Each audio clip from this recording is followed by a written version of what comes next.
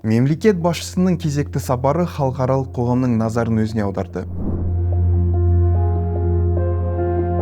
Бірнеше күн бұрын президент Кант пен Гегельдің отанына барып, федералды канцлер Олаф Шольцпен және федералды президент Франк-Вальтер Штайнмайермен кездесті. Берлинмен бірлескен шикізат жобаларын жүзеге асыру бойынша келіссөздер өз жемісін беріп жатқан сияқты. Өйткені бұл әрекеттер бұрыннан бері келе жатқан үкіметаралық әріптестік туралы келісімдерді, немістермен ынтымақтастығымызды жаңа деңгейге көтеруге мүмкіндік берді. Для Казахстана Германия основной партнер в Европе, поэтому наши взаимоотношения носят стратегический характер, особенно в торгово-экономической и инвестиционной сферах. Я высоко оцениваю результаты прошедших переговоров, которые вновь подтвердили наш обоюдный настрой на дальнейшее углубление казахско-германских отношений. Кездесуде айтылған ақпарат бойынша, Германия Қазақстанның Еуропалық одақтағы негізгі әріптестерінің бірі және ең ірі 10 сауда серіктестерінің қатарына кірді. Қазақстан Германиямен тауар айналымының көлемі 2022 жылы 26,7%-ға өсіп, $3 миллиард жетті. Жалпы, бұл президенттің қыркүйектегі екінші үлкен іс-сапары. Бұған дейін ол Біріккен ұлттар ұйымының бас ассамблеясының 78-ші сессиясы аясында бірқатар елдер мен ірі компаниялардың басшыларымен кездесулер өткізді. Сонымен қоса, сонда ол орталық Азия елдерінің басқа көшбасшыларымен бірге ақш президенті Джо Байденмен кездесті. Дәл сол C5+1 формуласы бойынша кездесу Берлинде де ұйымдастырылды. Бір қызығы, Түркменстанның қазіргі президенті Сердар Бердімұхамедовтың орнына оның әкесі және оған дейінгі президент Арқадақ деп аталатын Құрбанғұлы Бердімұхамедов қатысты.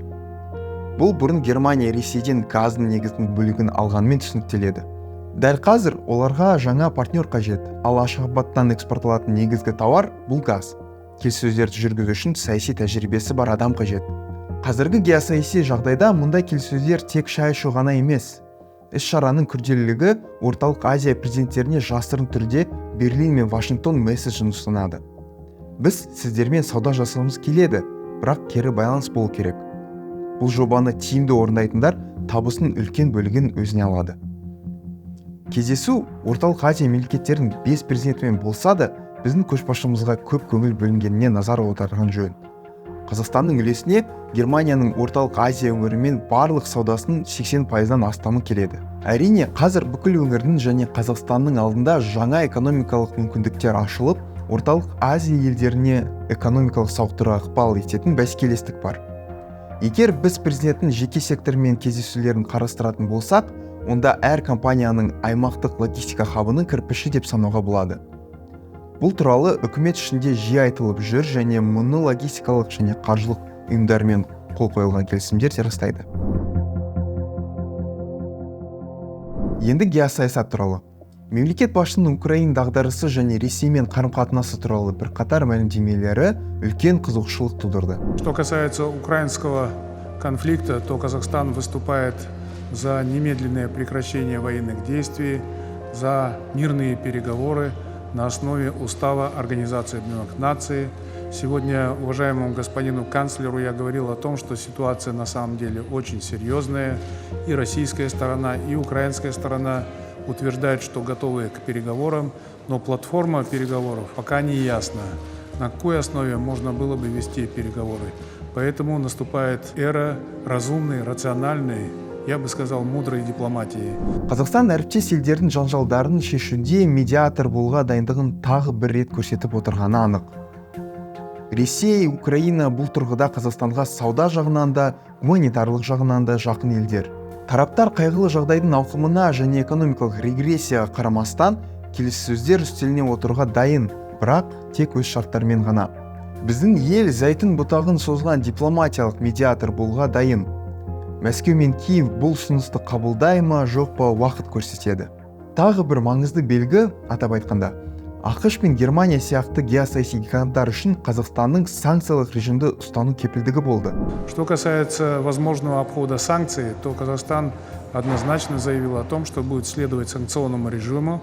Мы имеем контакты с соответствующими организациями по соблюдению санкционного режима, и каких-либо опасений немецкой стороны в отношении возможных действий, направленных на то, чтобы обойти санкционный режим, мне кажется, не должно быть.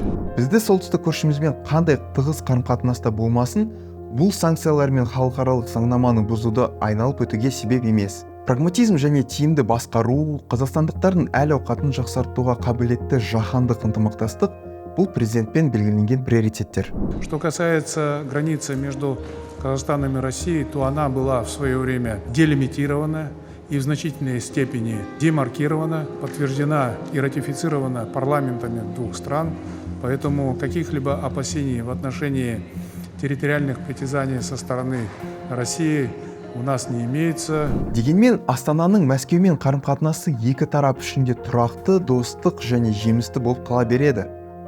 Аумақтық шағымдар туралы алыпсатарлықта негіз жоқ. Шекаралар бұрыннан бері белгіленген және заңды түрде расталды. Сонымен қатар инсайдерлердің хабарлауынша, жеке бейресми әңгіме барысында біздің президент канцлерге Владимир Путин өз елінің тұрғындарының көпшілігін қолдауына ие екенін және егер ол сайлауға қатысатын болса 80-85% алатынын мәлімдеді. Олаф Шольц бұдан қандай тұжырым жасағанын біз нақты білмейміз. Жалпы қазақстандық делегация әкелген келісімдер мен жаңа байланыстар портфелі салмақты. Қазақстан бұл портфельді тиімді іске асыра ала ма? Иә, мұның барлық алғышарттары бар. Немістер ұлт ретінде ұқыптылығымен және нақтылығымен танымал. Бұл әлемдегі ең күрделі және озық экономикалардың бірі. Біздің министрлер мен ұлттық компания басшылары үлкен жұмыс жасау керек. Мұндай партнерді жоғалтып алмау үшін зергерлік жұмысты жүргізу қажет деп айтар едім. Немістер біздің серіктестіктен күтетін неміс сапасы бар конфигурацияларға қол жеткізуге болады. Ресурстар жеткілікті. Сонымен қатар экономикалық жағдайдан басқа біздің саяси ұстанымдарымыз маңызды болды. Қазақстанның жан-жақтылығы сақталуда.